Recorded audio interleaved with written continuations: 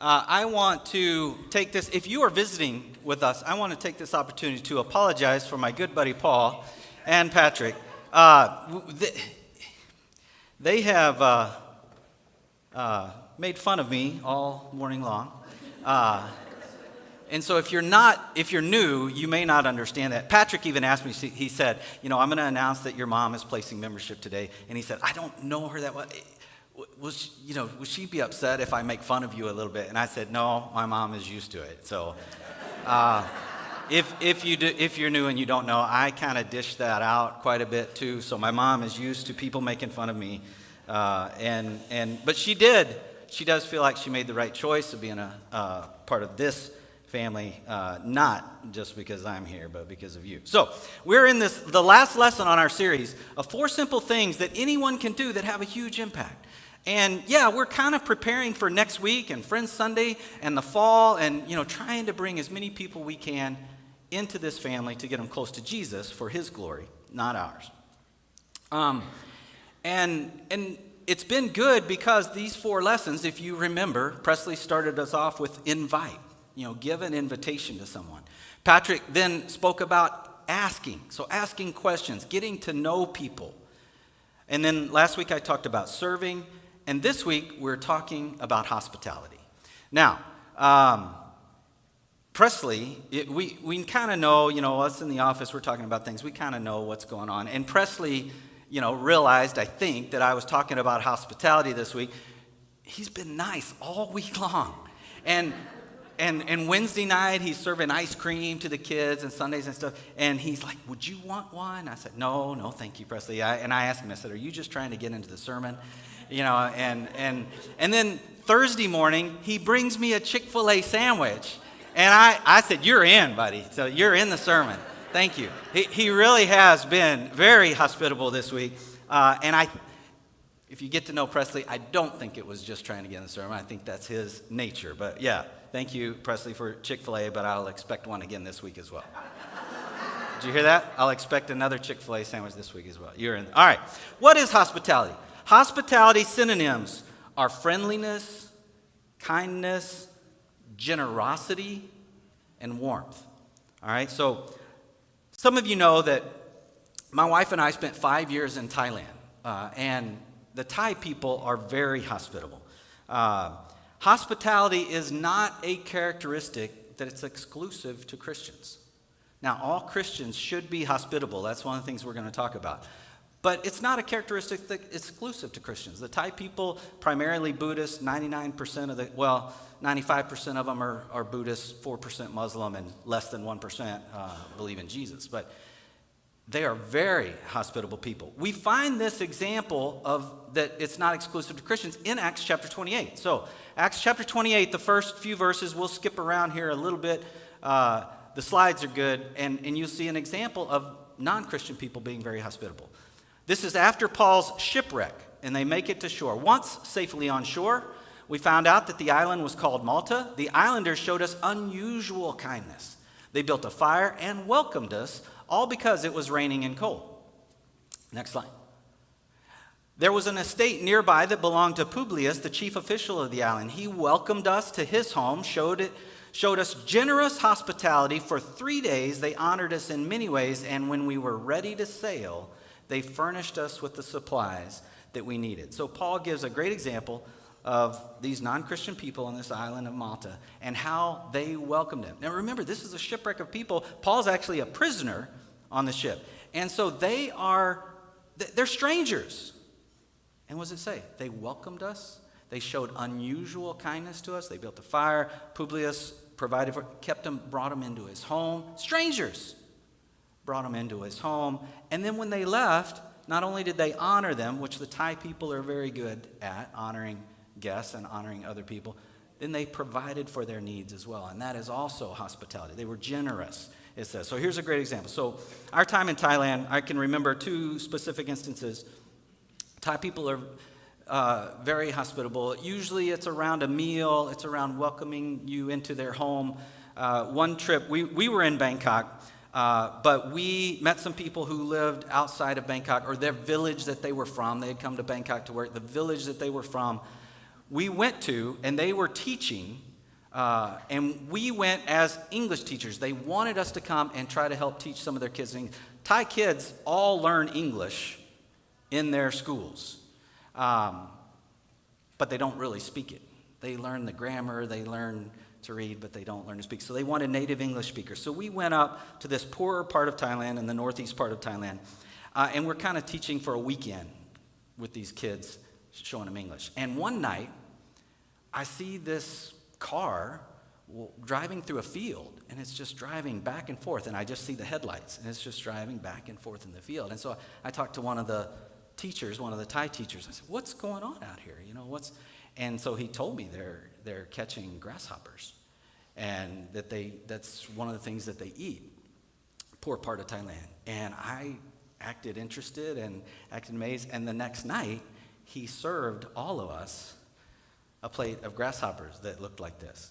Now, some in our party were a little surprised and had a hard time with it. I actually thought they tasted like asparagus. Now the legs, the bottom part of the legs were a little hard to get down sometimes.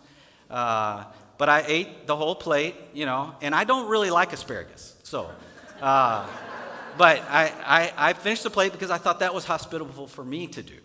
Another trip we made to the same general part of Thailand. The northeast part of Thailand is poor. That years of drought. They used to plant rice and harvest rice. Thailand still harvests a lot of rice. It's one of the largest rice growers in the country as far as exports. But this northeast part of Thailand with the droughts, they weren't able to plant rice. So you've got farmers who don't have other skills who are just barely surviving. And I went there and visited a family, and they're poor. They know I'm not because of the color of my skin, basically. And I'm there, and yet they welcome me to their home, and they serve a big pot of soup. And I'm looking at that soup as we're talking and visiting, and there is everything you can imagine in the soup. I mean, everything. And you see all this, and I'm thinking, I don't want to eat that. But it was the hospitable thing for me to do, to eat some of their soup. But this is the idea. It's not about rich or poor. Sometimes we have misconceptions of hospitality. And sometimes we feel like, oh, it's got to be just so. It's got to be perfect. And, it's got to be expensive, or it's got to be great food. It's got to be delicious food. And sometimes we misunderstand that, and we're intimidated by that. We feel like that's what hospitality is. It's more showing off you than it is honoring them. It's showing off your ability or your home or the way, skills you have to present a meal. And when we think of it that way, it intimidates us. And then we begin to say, hey, I don't know, this hospitality thing is my thing. And so then we don't do it at all. That's not what it's supposed to be at all. It's not entertaining. A woman named Logan Wolfram, she helps lead women's conferences. And I don't know if you pronounce this Alum or Alume. Somebody will have to help me. I never heard it said, but she's in charge of these women's conferences. She said, people can entertain without being hospitable, but I don't think you can love Jesus without being hospitable. I'll let that sink in a little bit. People can entertain without being hospitable, but I don't think you can love Jesus without being hospitable. I think this hospitality thing we're talking about is not an option, all right? What does hospitality look like for the Christian? And believe it or not, the Bible does speak to this in several places. One of the places, 1 Peter chapter 4, 7 through 11, says this: the end of all things is near. Peter says the end of all things is near. Therefore, be alert and of sober mind so that you may pray. Above all, love each other deeply, because love covers over a multitude of sins. Offer hospitality to one another without grumbling. In verses 10 and 11. Each of you should use whatever gift you have received to serve others as faithful stewards of God's grace in its various forms. If anyone speaks, they should do so as one who speaks the very words of God. If anyone serves, like we talked about last week, they should do so with the strength God provides. So then all things, God may be praised through Jesus Christ. Understand what's going on here. Peter is talking about the end of all things. The end is near. And then he mentions 4 things that he wants them to be thinking about: praying, loving, serving, and offering hospitality. One of the four things that's important to Peter and important to share with all of the Christians when you're thinking about the end of all things, and one of those is hospitality. James Thompson says that the Greek word used here for hospitality literally meant friendship with strangers. That's that idea I think that sometimes we miss. This is not just people we know or people we meet and, hey, I think I like them. This is strangers that you don't know. Friendship with strangers is the word that Peter uses here. Can you imagine how that looked like to the rest of the world? So Christians would meet people and they're strangers, and they would invite them into their homes. They would give them a meal. They would show hospitality. So no kinship, no common economic pursuits, different nationalities, different races, but they loved each other. They welcomed each other. I can imagine that much of the non-Christian world would see Christians doing this and think, they're foolish. They are vulnerable. How can they invite people that they don't know into their home? These are not just unimportant things that Peter is filling space with. He talks about these four things earlier in his letter, before chapter 4. And then, again, one of the four things he mentions with the end in mind is hospitality. That shows us, I think, the importance of what we're talking about. Move on to Romans chapter 12, verses 9 through 13. Don't just pretend to love others. Really love them. Hate what is wrong. Hold tightly to what is good. Love each other with genuine affection and take delight in honoring each other. Never be lazy, but work hard and serve the Lord enthusiastically. Verses 12 and 13. Rejoice in our confident hope. Be patient in trouble and keep on praying. When God's people are in need, be ready to help them. Always be eager to practice hospitality. Romans 12, one of my favorite chapters in the Bible. I have a lot of them. But it is, and we talked about Romans 12, verse 1 and 2 last week in serving, that this is your holy sacrifice. Present your bodies, and serving is one of the gifts in verse 7. And then later here in verse 13, he mentions hospitality. Very important. Romans 12 commends hospitality for all members. A guy named Adolf Van Harnack wrote a book. The book was titled The Mission and Expansion of Christianity in the First 3 Centuries. And he said the expansion of the early church would have been impossible without the role which hospitality played. You have business people, Christians, believers, traveling from city to city to do business. You have missionaries. You have apostles traveling from city to city to spread the word. And the Christians in those cities welcomed each other, spent time with each other, helped each other. Hey, stay with me. Hey, we'll eat meals together. Hey, we'll meet in our house to worship. And the expansion of the gospel in the early church that it says went to the ends of the earth would not have been possible if the Christians were not hospitable. 3 John, it's only chapter, verses 5 through 8, John commends Gaius for this. And he says, "Dear friend, you are being faithful to God when you care for the traveling teachers who pass through, even though they are strangers to you. They have told the church here of your loving friendship. Please continue providing for such teachers in a manner that pleases God."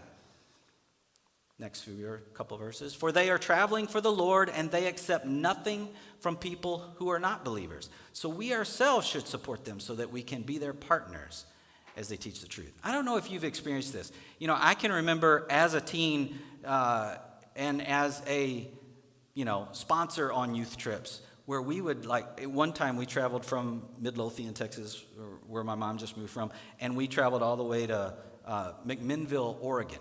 And along the way, our youth minister, he just called churches up. Didn't know them. They didn't know us. He said, "Hey, can you put us up for the night?" And he did. And we did that in Colorado. We did that in Boise, Idaho. We did that in Oregon. And on the way back, we did that in Santa Cruz, I think. And then we did that in Flagstaff, Arizona, and then back. Call up the church. They don't know you. You don't know them. He had no connections with these people. Will you keep us? Sure. And I would say that's good advice now. If anybody is traveling and you run into, that's maybe not our first thought anymore. Call up a church. All right? We're supposed to be in this together. We're supposed to have that kind of community and understanding for one another, and we're supposed to do that. 1 Timothy 3:2 makes it a qualification for elders. Now, the overseer is to be above reproach, faithful to his wife, temperate, self-controlled, respectable, hospitable, able to teach, and then he mentions some others. You think this isn't important? It's very important. Matthew chapter 9 through 13, shows that it was kind of Jesus' custom. So as Jesus was walking along, he saw a man named Matthew sitting at his tax collector's booth. "Follow me and be my disciple," Jesus said to him. So Matthew got up and followed him. Later, Matthew invited Jesus and his disciples to his home as dinner guests. And Jesus said, no, I'm not going to go. No, that's not what Jesus said. Jesus said, along with many tax collectors and other disreputable sinners. And the next slide. "But when the Pharisees saw this, they asked his disciples, 'Why does your teacher eat with such scum?'" New Living Translation. Tax collectors and sinners. Scum. When Jesus heard this, he said, "Healthy people don't need a doctor, sick people do." Then he added, "Now go and learn the meaning of this scripture. I want you to show mercy and not offer sacrifices." I think Jesus is still telling us today, now go and learn the meaning of this scripture. I don't know if we've learned it yet. I desire mercy, not sacrifices.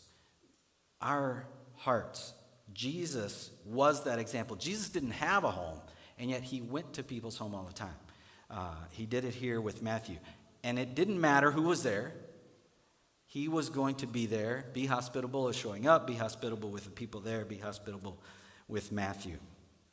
Can I just get specific for a minute? When I was preparing this lesson, we were actually talking about it with Patrick in this series, I was going to do a whole lesson on just preparing a meal for somebody and sharing a meal together.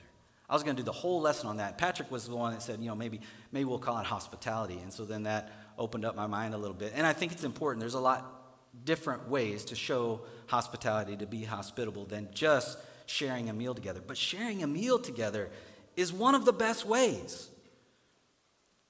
Let me add, it doesn't have to be a 5-course meal.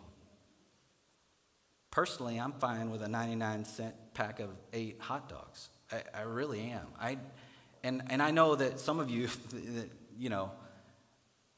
I think the point that I'm trying to make, it's that meals heal. I don't have this slide, but you remember Acts 2:42, the beginning of the church.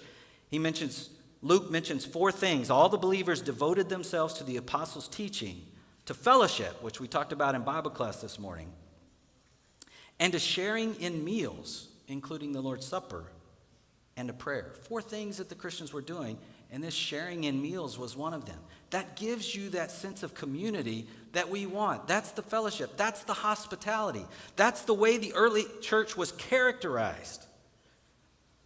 Kyle Idleman says, breaking bread breaks barriers.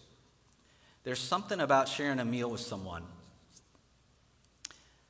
that you can start out with an awkward conversation over the beginning of the meal or appetizers or whatever, and by the end of the meal, you're sharing your life stories. And you're talking about what's going on in each other's life. And then you're like, oh, I didn't know, I'm sorry. Or, oh, that's great. I mean, there's something about sharing a meal together that does that. We need to be about that. Inviting one person or one family over for a meal, it can make a huge impact. All right, but we're focused on that and other things. We learn from our parents, we learn from other Christians, we learn from Scripture, from Jesus.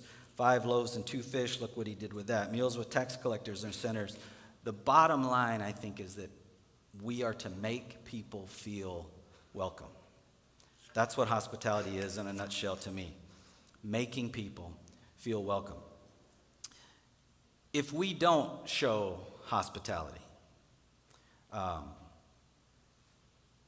we miss out. So I don't know if you have any regrets in life. I don't have too many, but I do have some. And one of my biggest regrets happened. I was in Clifton, Texas. It was a Wednesday night. Bible class was over. It was just a couple of us around cleaning up, mostly talking.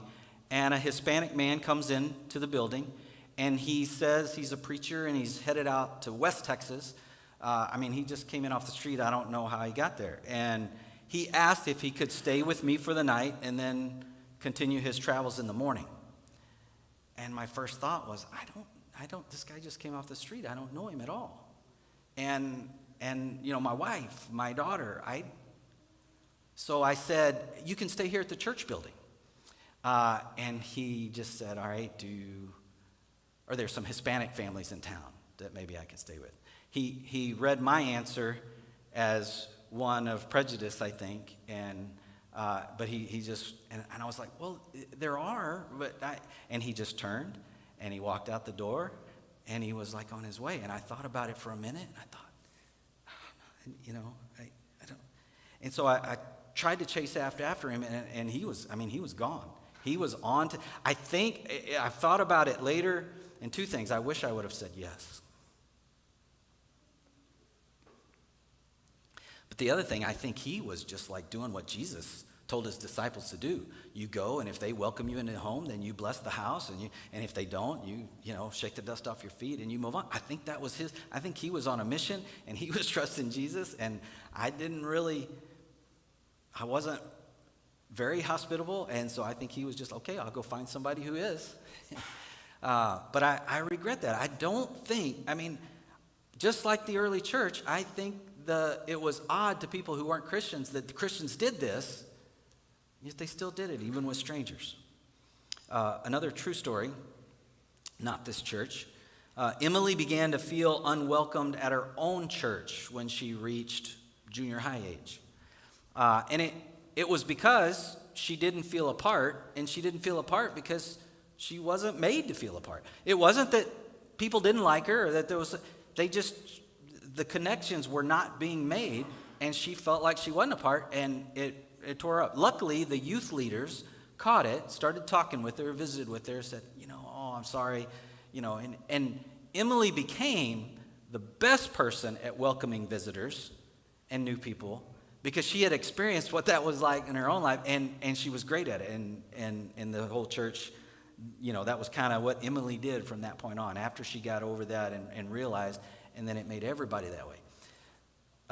One of the key ingredients to showing hospitality is to simply love others just because that's the right thing to do, just for loving's sake. So we are called to love our neighbors, right? 2 greatest commands. We are called to love our neighbors. And it doesn't talk about if your neighbors are good people. It doesn't say if you like your neighbors, if you get along, if you cheer for the same football team, none of that.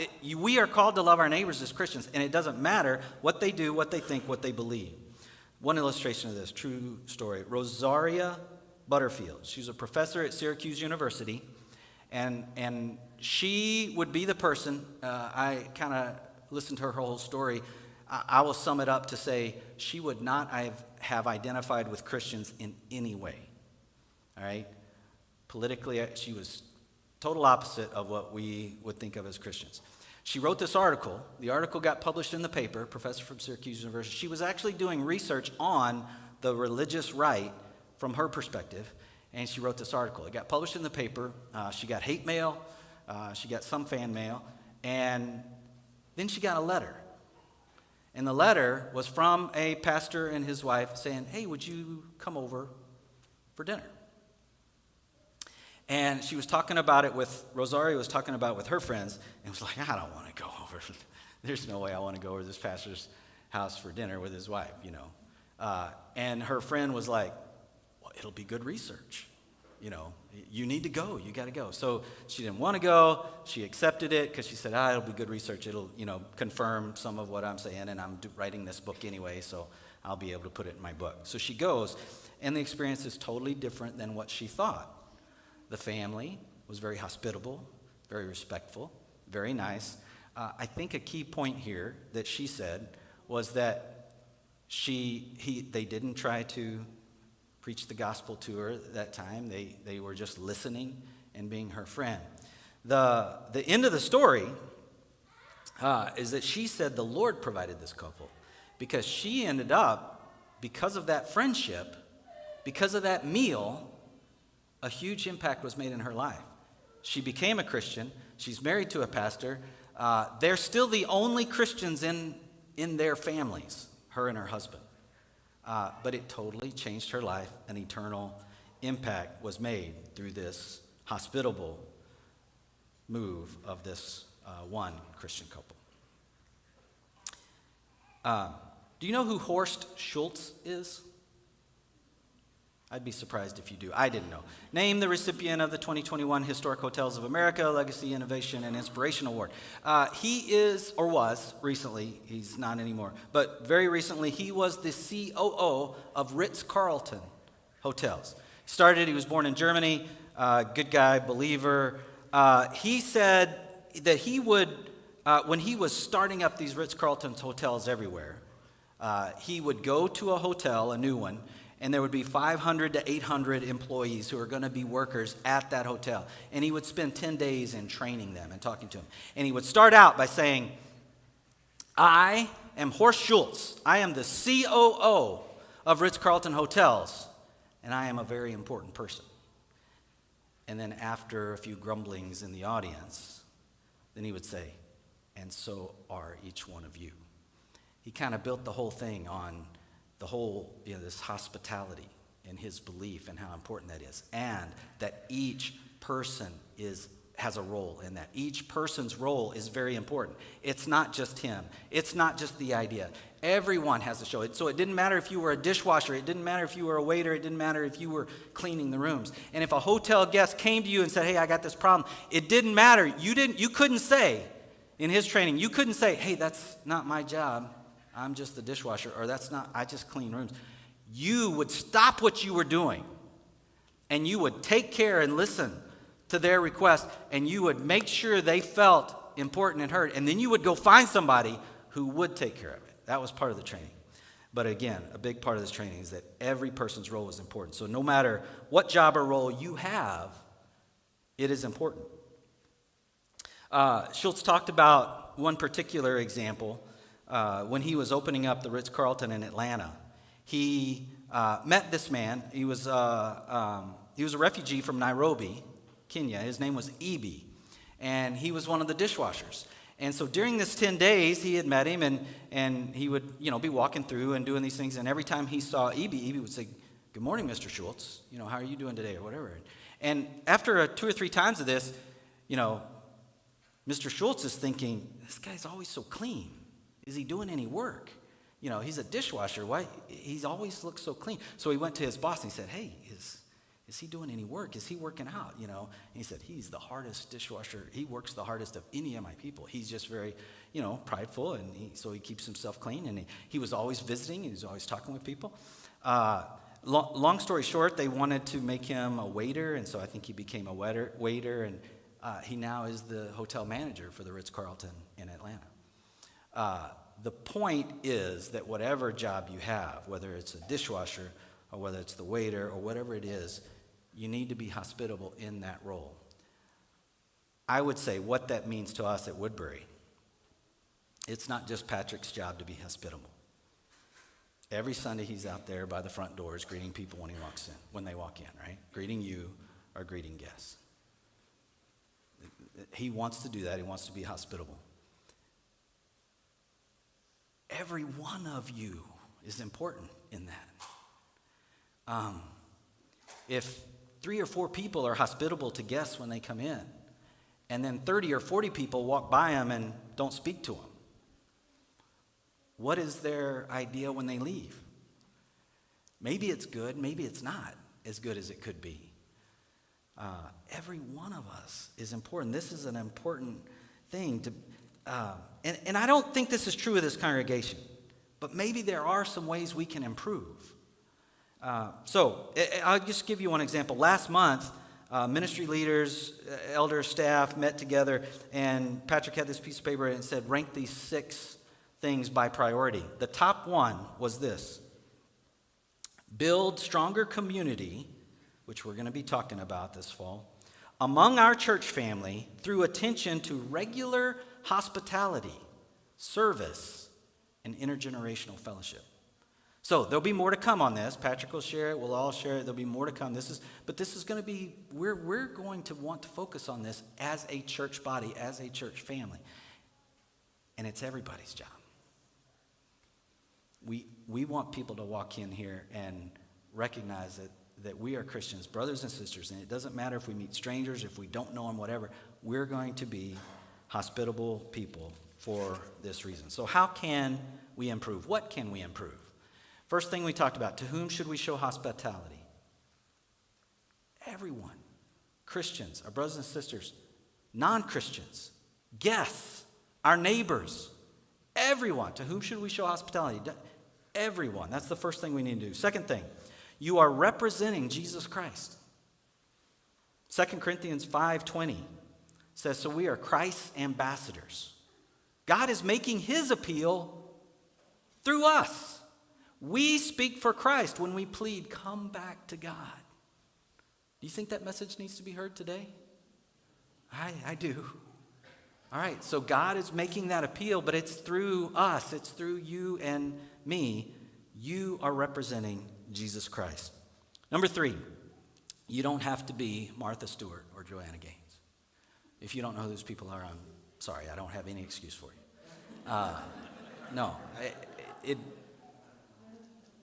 It doesn't have to be perfect. It doesn't have to be a 5-course meal. You don't even have to be able to cook.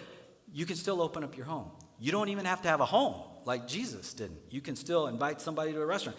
Whatever excuse you have, it's not valid. I say that with all kindness.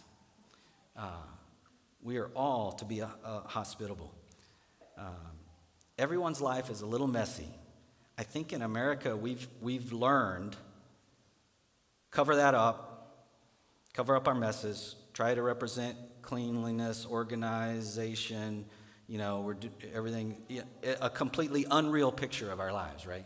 Manicured lawns.